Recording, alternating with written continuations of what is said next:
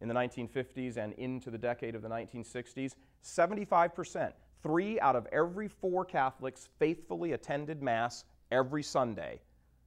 Over half of them received Holy Communion. Today, 1 in 4 Catholics attends Mass every Sunday, and virtually all of them receive Holy Communion. What happened to the Catholic Church? The devotional life of lay people went straight out the stained glass windows. The sacramental life, especially the sacrament of confession, was sacrificed for a newer, hipper, cooler way of being Catholic.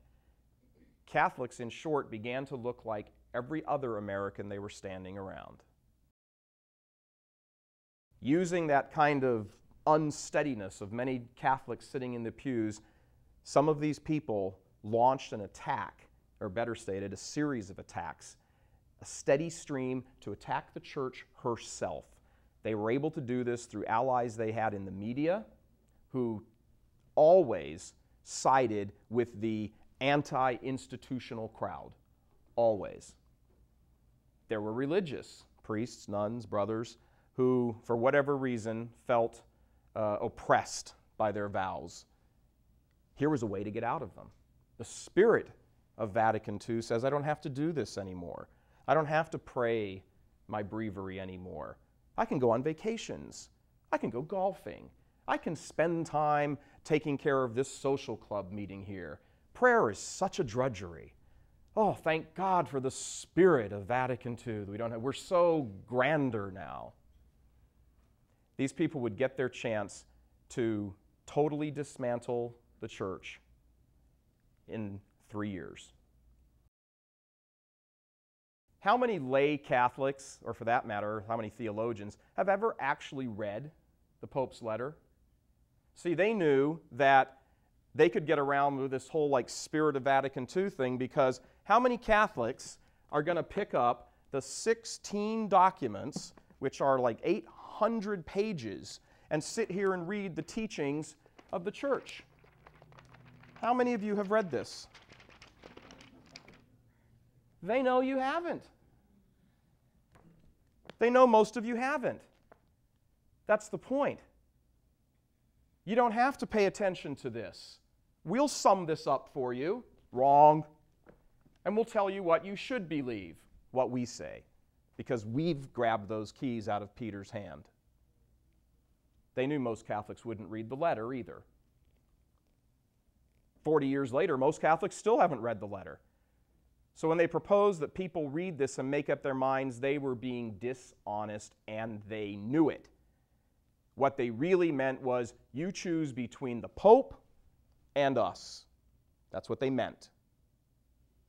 Because unless you are a sophisticated theologian reading through very lofty theological language, which almost none of us have any kind of training in, you're going to get done with this if you got done and go, okay, well, yeah, whatever you say, Pope, what he says.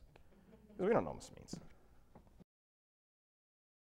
What happened to the Catholic Church is this: a rival authority inside the church set itself up as a pope and professes itself to be smarter than the Pope.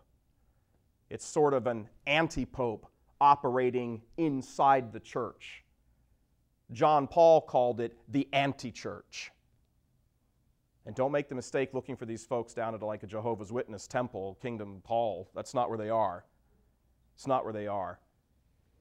Over the course of the decades since Vatican II, these folks have sort of encrusted themselves and institutionalized this dissent. And where are you going to find them? You'll find them in Catholic universities and Catholic colleges, on the theology faculties. You'll find them in seminaries, on seminary staffs. You'll find them in chancery offices. You'll find them all over the Catholic world, purporting to be Catholic and very much dressing themselves up on the outside as Catholic, but inside they're dissidents. Dissident theologians who have the backing of many clergy and many lay people who do not want to accept the teaching of Jesus Christ in His church. 500 years before, they left the church. Today we call them Protestants. In 1960, 65, and 1970, they stayed in the church. And we're going to call them what they are, heretics.